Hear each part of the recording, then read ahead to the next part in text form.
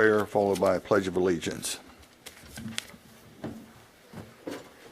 Is Phil Bryce here by chance? Is this on? Yeah. He is not. All right. Silent prayer.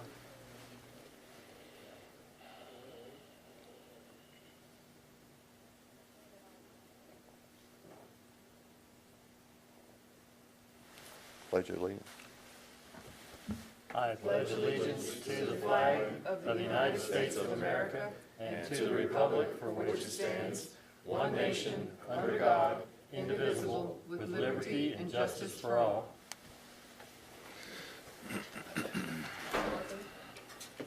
My wife told me I was supposed to give an invitation. Oh. You weren't here when we started, but We since you're did, here, Let's do it. Yes. please. May I? Yes. sure.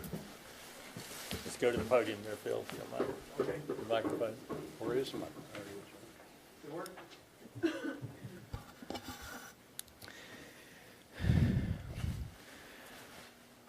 Our kind, gracious Heavenly Father, we're indeed grateful to Thee tonight that we could assemble and talk about issues and as they affect the town of Farragut and businesses. We ask Thee, Heavenly Father, to have Thy Spirit to preside over this meeting and to help those who present and those who hear, that they might have Thy Spirit to guide Thee to wisdom. We say these things in the name of our Savior, Jesus Christ. Amen. Amen. Thank you.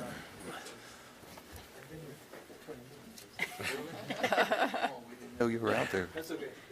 Thank you for Thank being you. here. Appreciate it. All right. Next item, approval of the agenda. Any changes? No, sir. Second. All in favor, say aye. Aye. Opposed? Next, mayor's report. Mayor's not here. Anybody else have a comment? I have something. All right, Louise. Another great success for Farragut High School. Our robotics team won the Palmetto Regional flagship team 3140. They came in. They've got the entrepreneurship award, and they came in second in safety. That means that winning that championship means they get to go to Worlds. I believe it's in St. Louis, although they might have broken that up and they might be going to Houston in April. They will be competing in the Smoky Mountain Regional at the end of this month, so hopefully they'll do well there too. Yeah. Good luck to them. Any other comments by board members? No. Okay. Citizens forum. We have anybody signed up? No one has signed up. Okay. Next item, approval of minutes. Move to approve. Second. Any other comments, or if not, None? say aye. Aye. Opposed? Approval of minutes have been passed. Next, ordinance, first reading. Ordinance 1801, an ordinance to amend the text of the Farragut zoning ordinance, ordinance 86-16 is amended pursuant to authority granted by section 13-4-201 Tennessee Code annotated by amending chapter 2 definitions to provide for a new definition for an accessory building. In the town zoning ordinance, residential additions that are attached to a dwelling unit are considered part of the principal building, which is a dwelling unit in residential zoning. And structures that are completely detached are considered accessory buildings. The setbacks are greater for principal buildings than accessory buildings, but then you have certain height and size limitations on accessory buildings so that they are accessory in appearance to the house, to the principal building. Generally, accessory buildings are held to the greater of either 600 square feet or 30% of the footprint area of the house. Historically, the town's practice has been if the addition is connected to the house, it's considered part of the house, and therefore not subject to accessory building parameters. So we've recently had a situation where, as you see on the screen, someone used our practice of considering a covered breezeway connection from the house to the addition as a way to get around the size limitation that we have on accessory buildings. So what we're trying to do with this ordinance is to address this kind of situation so that hopefully it wouldn't happen in the future. And we're trying to, in this language, limit the length of the breezeway and so that if it's more than 12 feet from the house, the building that's it's attached to is considered accessory for purposes of size regulations. This is obviously not consistent with the intent of our accessory building provisions. It's a loophole in the current language in our zoning ordinance that we're trying to close through this ordinance. This was presented to the Planning Commission back in February, and they recommended unanimously to approve Ordinance 1801. It's a tough one to try to address. Actually, I had trouble trying to figure out how to deal with this because, frankly, this has never been an issue. We've never had anybody abuse, I guess, the covered breezeway interpretation in this manner. And all that we could think of was try to, if you're going to do something like this, you're probably not going to have something that large and out of proportion close to your house. So we were looking at the length of the breezeway as a way to try to address this and still not create non-conforming situations where you have legitimate uses of breezeways with like carriage garages and things like that. So again, the Planning Commission was in support of this unanimously, and I'll be happy to try to answer any questions if you have any. I'm going to move to approve ordinance PC-18-01 on first reading. Second. Any comments? Mark, I have a Discussion? question, and I know I voted for this. Really, if he wanted to, he could have built this, with this 12-foot, he still could have built this whole building that close to his house. You're saying that? Yeah, he could have.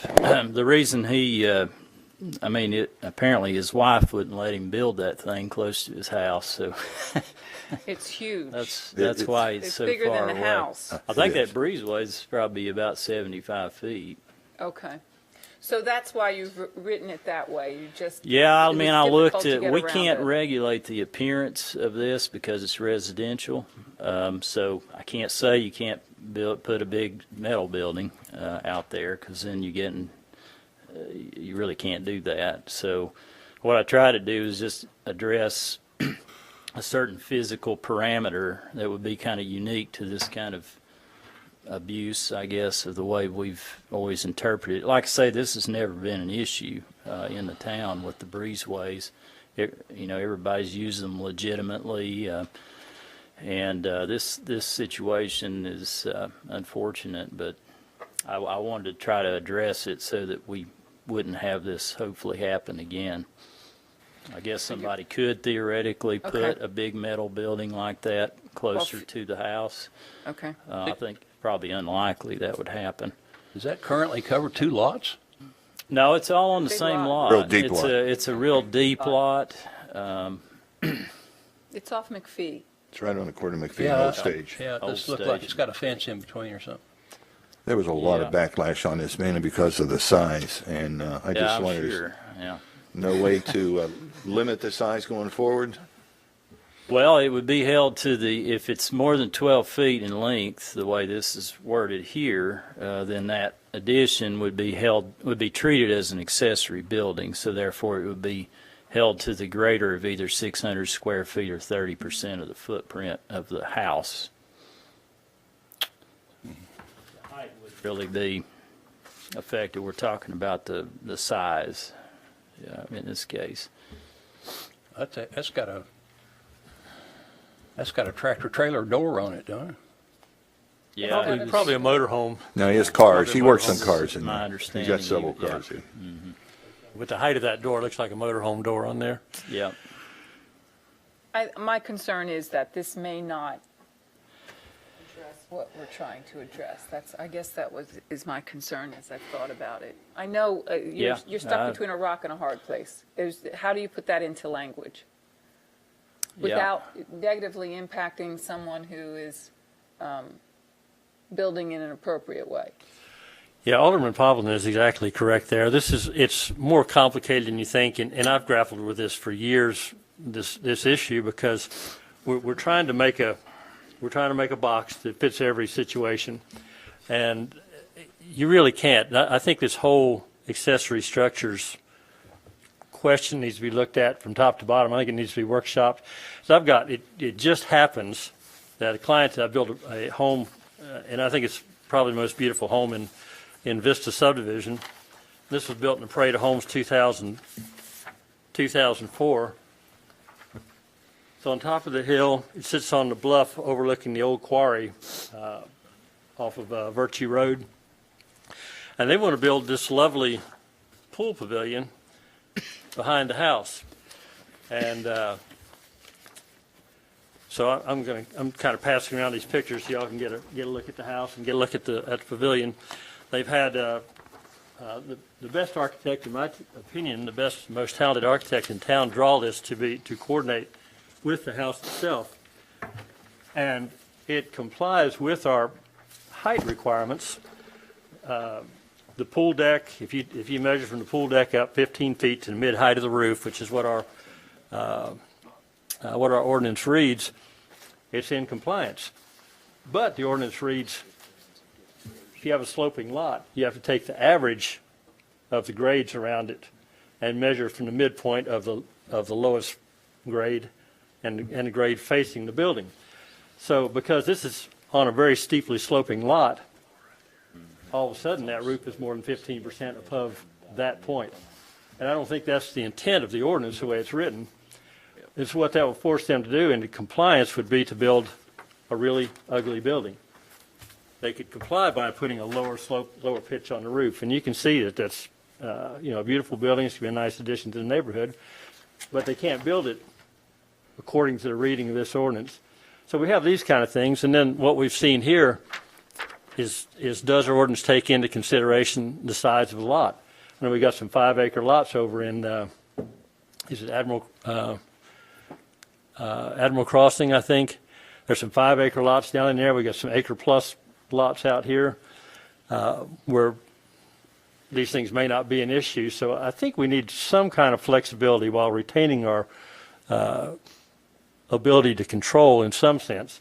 But we need to take into things like the topography of the lot, the architecture of the buildings, and It would the be, size since of the it's lot. residential. Accessory, if it's a barn, it would be exempt. There's just not a one-size-fits-all. We can't make them all fit in the same box. So I don't know exactly what the answer is.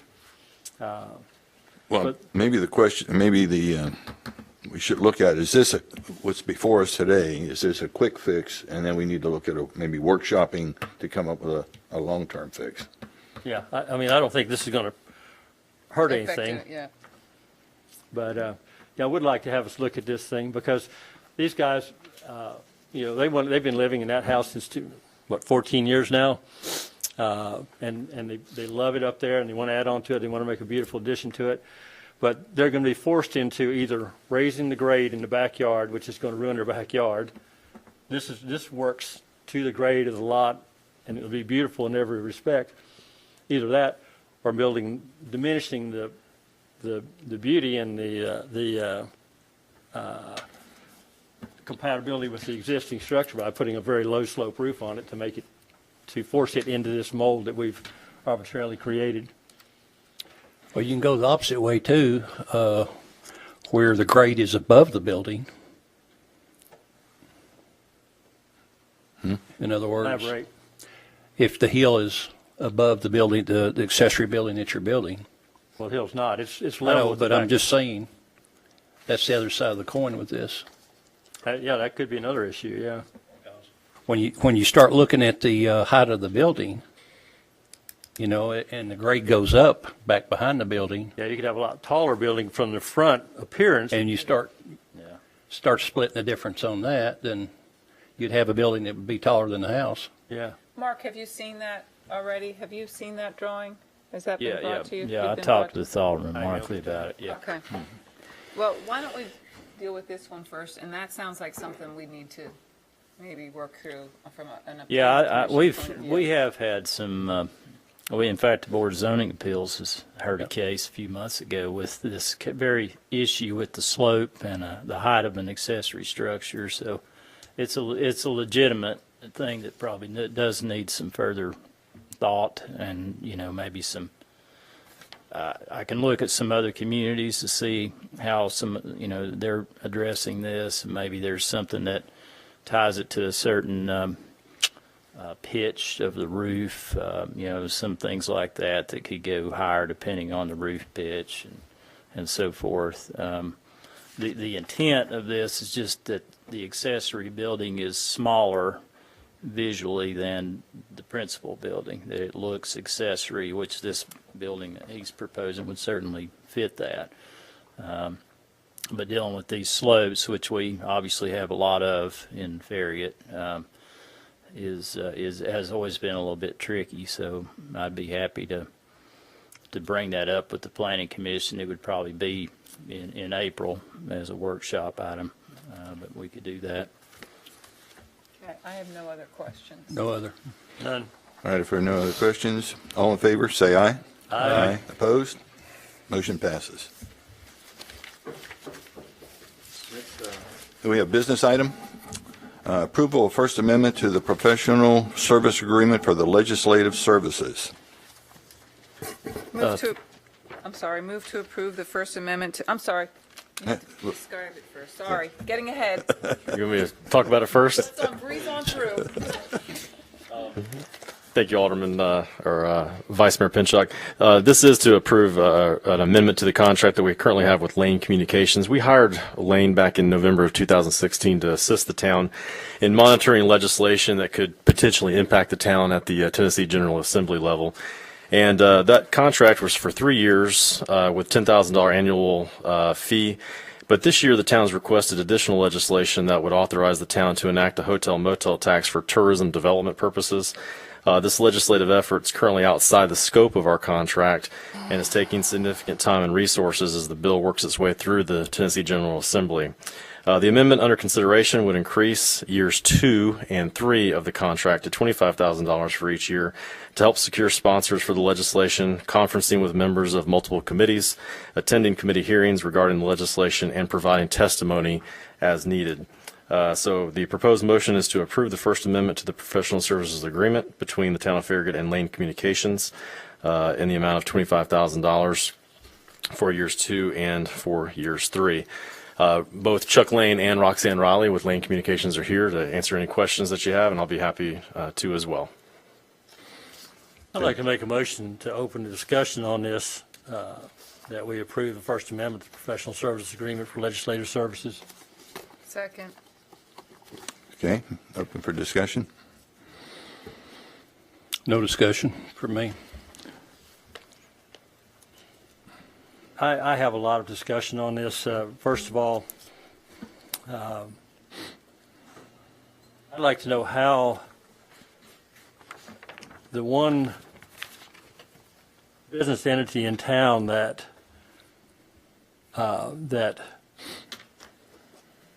markets to our probably our largest potential source of revenue, how penalizing them is going to help increase revenues for the town. I just don't understand that, and I haven't had a convincing explanation of that. And if we can't do that, then why would we want to spend money trying to do something that cannot be shown to benefit the town? Explain. Well, we know that for every 2% increase in the tax, every 2% increase in the cost of rooms, we'll have about a 2.4% decrease in revenues from the hotel motel industry. So how is that going to benefit the town? I just don't understand that.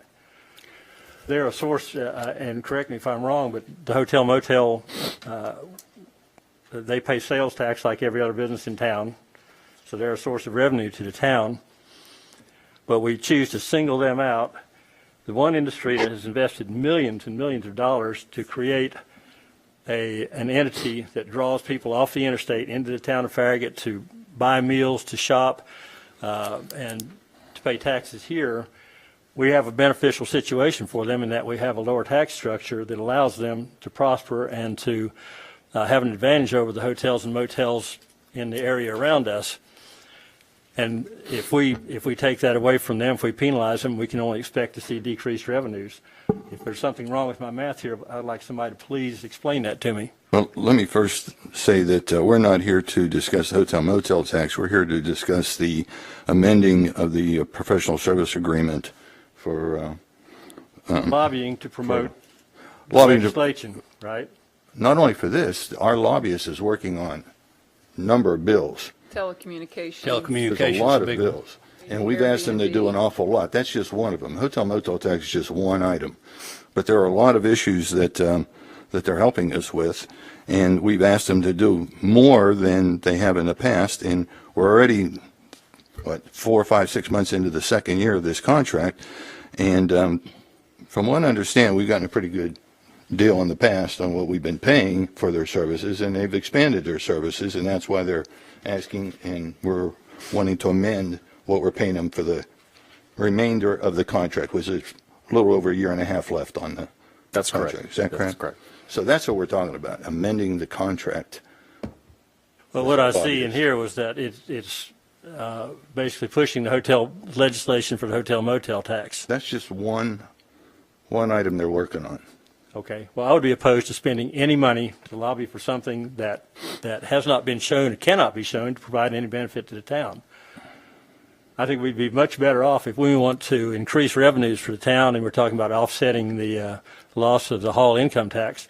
What I see here is that we've increased year over year. Our sales tax has increased well ahead of inflation,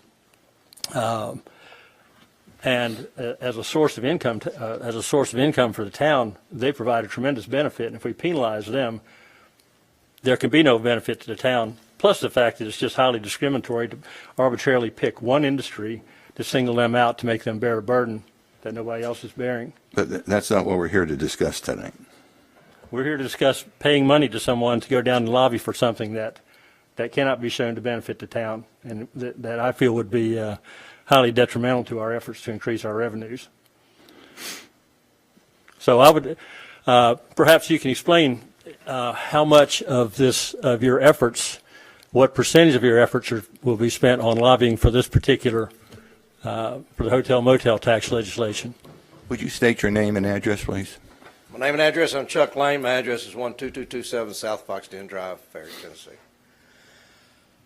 You know, I don't want to be evasive on your, you have asked me a question that I really am going to have a hard time answering, because it seems like almost daily there's something else that's coming in that's affecting the town of Farragut in Nashville.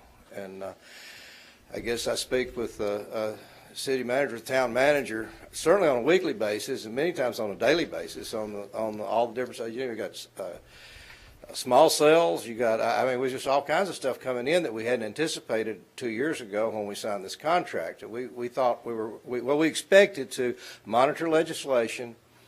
Maybe if you needed to kill a bill or two, we could do some of that. And also, I'm a citizen here, and I wanted to do something to help the town of Farragut. So we started off with a pretty good price to begin with. As it's turned out, it's taken a lot of our time. It's taken a lot of research. And it's not just on hotel motel tax. I understand your concerns, but it's over a variety of things that we've been asked to do. This is far, supersedes or as far greater than what we originally signed for. They're very complicated. Telecommunications, small cell is very complicated. Very complicated. It's in every committee. It's so many different people working on it. So many different organizations. So many towns. So many cities. AT&T is Pushing hard. Yeah, you know, you've seen that big building downtown Nashville, and they're the ones pushing for it, and they're trying to lower the prices that you're going to be able to charge on polls and Seeking a lot of flexibility on want a where lot they of can place flexibility them. to put it and- wherever they want it, and so that's just one. You know, we could name some others. The short-term rental situation, that wasn't something when we signed this contract, and you've got a short-term rental situation here. The state wants to regulate that, take those rules away from the town, and keep you from being able to decide what you want to do with short-term rentals. So we're working on that. And just a variety of things we're working on. But one of them is a hotel motel tax. I'm not going to say that, but that's a complicated deal in and of itself. But that's not all. That's not the only reason. Thank you. So that was a real long answer that didn't seem to address the question at all. So you don't have any idea how much of your time or what percentage of your time will be spent working on this particular issue? I don't know yet. The session's still 6 weeks long. More like it seems like there's something every time. So I don't know. I can't answer that question because the session's not over. If you want me to answer that question at the end of the session, we could probably go back and come up with some amount of hours that we spent on each one and try Things to come up with get delayed. They'll get to committee and then they'll just get pushed off, and all of a sudden Exactly. what you think was going to be resolved is not resolved. Exactly. Sometimes they get moved along. I Well, think they roll it's them, very they pick them unpredictable. up, they, something, it's just a strange animal over there, and you get something and you think it's gonna blow right through, like I would have thought this would have blown right through, and it just turns up to be just a churn, and that's just the way it works over there. You never know. The things you think are gonna go through in a hurry sometimes end up being the hardest things you do, and then the things that are really tough sometimes just depends on the time of year and the time of day and how much time's left in the committee. It's quite amazing, really. So I don't feel I don't feel like I have an answer to my question at all. We're spending $10,000 a year now. We're getting ready to more than double that. We're pushing for certain legislation. I'm wondering who on the board feels that hotel motel tax is beneficial. Who's pushing this? Where's this coming from? Is this something? They say if the trumpet gives an uncertain sound, who will follow it into battle? So are we giving staff the opinion that we want a hotel motel tax? And if so, as a board, is that something you want, that we're willing to spend a lot of money to try to push through? We voted on this a couple of weeks ago to pursue this, and it was approved 4-1. I know, So- 4-1 voted for it, so that sounds like you all really want a hotel motel tax. Well, we want a tourism program. That's the big thing, and your numbers that you've got there that that was emailed to all of us from the hotels. That's one survey. There are other surveys, Bob, and if you read that other thing there, I think you'll see that. But as far as the dollar spent, and Well, I think dollars spent on tourism is no doubt yields a benefit, but taking it away from the people who are generating tourism doesn't seem like a good way to do that. it's no different. I mean, if you look at you look at our exit, okay? Our what? Our exit. Okay, go to Lenore City and look at their exit. Okay, go down to Cedar Bluff and look at their exit.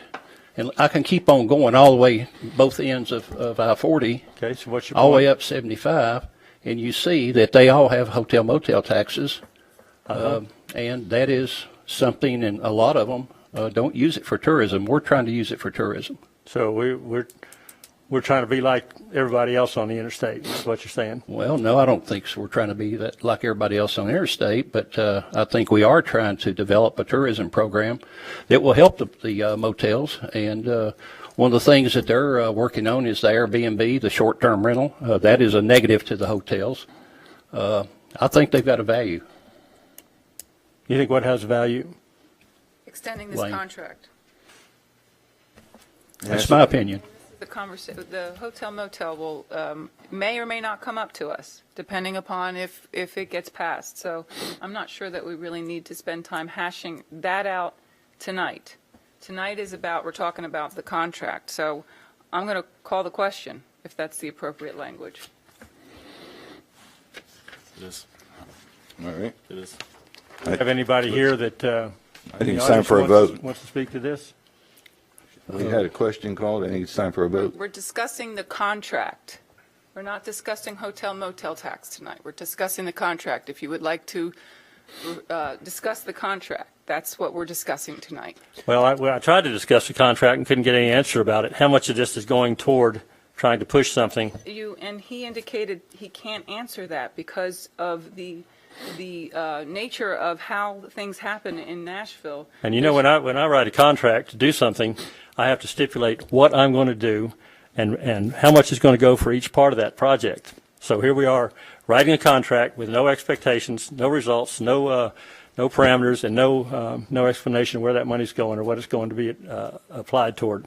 Bob, when you go to Nashville for these things, and you look at it, I get every week I get something from our legislatures, from both the Senate and the House, and what that tells me is what bills have been proposed, where they're at. I mean, you can follow it. It's quite good. It's like Jason Zachary sends them out every week. And when you look at those, and you look at the like what he was talking about, the AT&T thing, where they're trying to put small cell towers in neighborhoods that don't even have above ground utilities, that's something that they have to be on top of, and that's just one of the things. When you look at all of them, all of a sudden we've got a lot of stuff that affects our town that we've never had before, and it's getting more and more. But that's a good example right there. I think the cell tower issue is going to be a very big issue going forward, and we need their help. I don't have any problem spending money on that. And I've called the question, so. We're going to take a vote. All in favor of the amendment, say aye. Aye. Aye. Opposed? No. Motion is passed. Next item, approval request for supplement from QK4 Inc. for engineering services for the intersection improvements at Watt Road / Kingston Pike. Yes, in your packets was a request for supplement from QK4 for additional engineering work related to the intersection improvements at Watt Road and Kingston Pike. This is the project we were talking about earlier in the workshop. As we described it, this project started off with a much more limited budget, a much more limited scope, and over the years has grown in scope. One of the major items that has come up, if you look at the Dixie Lee Liquors, I'm sorry, Allison, if you go back to the aerial photo, you can see where their driveway from Watt Road, between their parking lot and Watt Road, it's very close to the intersection. A big issue there, vehicles will turn onto Watt Road and then immediately stop trying to get across to turn into the parking lot. You can see it happen about every 5 minutes during a busy time. And traffic will oftentimes back up onto Kingston Pike. So we want to move their entrance to the back of their building. If you look at the next sketch, and I will say, I was asked a while ago, will this line up with Little Joe's entrance? Yes, it actually does. Yeah, a little bit, yeah. Pretty much. This is just a sketch of what I was talking about. If you kind of turn that, you can see the north arrow up there. The idea is to construct the driveway behind the building and come around to the eastern side of the parking lot. The biggest problem there is the fact that their detention basin is right behind the building. So we're looking at moving their detention basin from where this parking lot or where this driveway will go. To move that to the east would actually kind of fall on the southeast corner of this property, as well as a portion of the property to the east, the vacant lot to the east. It's a fairly expensive endeavor, but it's really the only solution to move that driveway away from the intersection. So before you tonight was a request for supplement from QK4 for the additional design services. They not only have to design this, they have to incorporate it into the TDOT plans, submit drawings. They actually have to do a reevaluation of the NEPA document, which that's going to take a little bit of time. It can vary. It's quite a bit of work, but their supplement request is for additional fees not to exceed $27,340. With approval of this request, their total project fees are not to exceed $142,400. I'm going to move for approval of the attached supplement request from QK4. Second. Okay, before we move any further, we were handed before the meeting an updated, what is this form called? The Financial section. financial section. So does everybody have that? Because the numbers make more sense on the amended page that we were handed out before the meeting versus what we received earlier in the week. I do have one question about the drawing here. The diagonal lines in the northwest corner, is that still parking? I can't read what's written on there, but what is that? Oh, well, actually, I can't quite read that myself. I think that's their parking lot. That's So their they're parking not lot, yeah. altering they're just shutting down the entrance to it, it Okay. sounds like. But it's still going to be parking. I can't read. They will still have the same number of parking spaces. They will probably lose 2 parking spaces on the far eastern end of the parking lot, but the parking up there in that corner will remain. I think it says bypass drainage. Yes, now this drawing was actually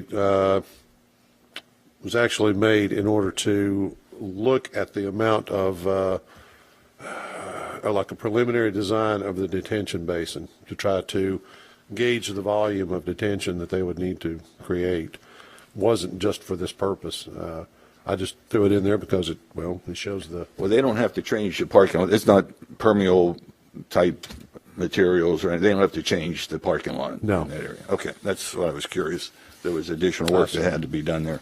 Okay. Darrell, will the properties, this is the property line, and the It's- intention is to put yes. this drainage in between the two? Is the intention that whatever goes on this property will eventually share that detention It will be a basin? shared detention basin, yes. Okay, Also, whenever that vacant parcel to the east is developed, they would likely want to provide a connection into this parking lot so that they would also have access to that it. signal. Yeah, Have connectivity that way.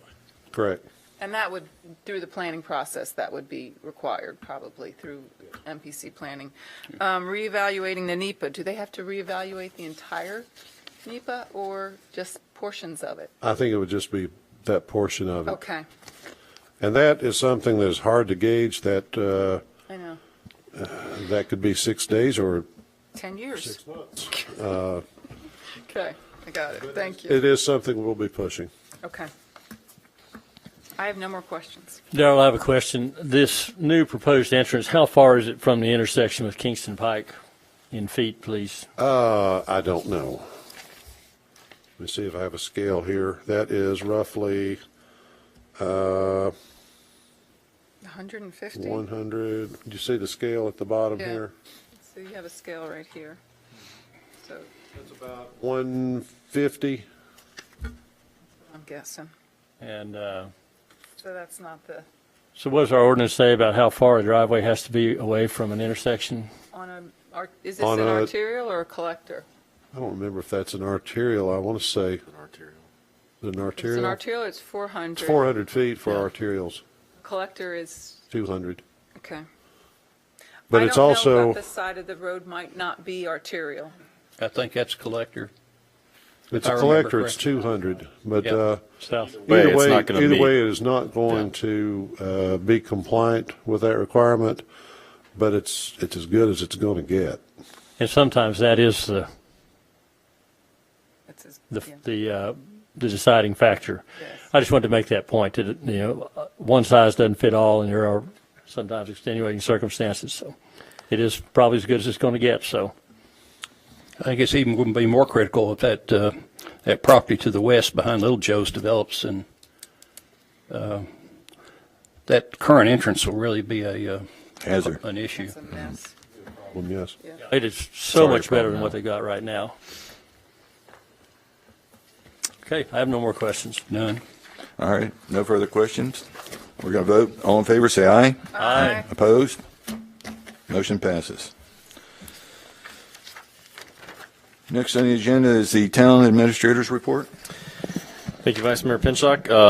I was not able to attend last weekend because I was out of town, but I heard the Shamrock Ball was a dancing success with all of the dads and their daughters out there having a great time, and Sue and her staff did a wonderful job getting that prepared as always, so we really appreciate them Might I add putting to that that, on. that Farragut High School did a great job of having it open and cleaned, and it was in great condition for us to do what we needed to do. So That's wonderful. Also, I just wanted to make everybody aware of a public hearing we're going to have on March 21st at 6 o'clock to talk about the Watt Road corridor. That's one of the corridors that the Comprehensive Land Use Plan Committee has been looking at as a possible growth plan for that area. And so we wanted to have a public hearing here at Town Hall at 6 o'clock on March 21st to get some public feedback about future development of the Watt Road area coming off of the interstate down toward Kingston Pike. And that's all I have to report. Thank you. thank you. Next is Town Attorney's Report, and he's not here, so if there's no further business, is there any? If not, we are adjourned. Thanks, sit down.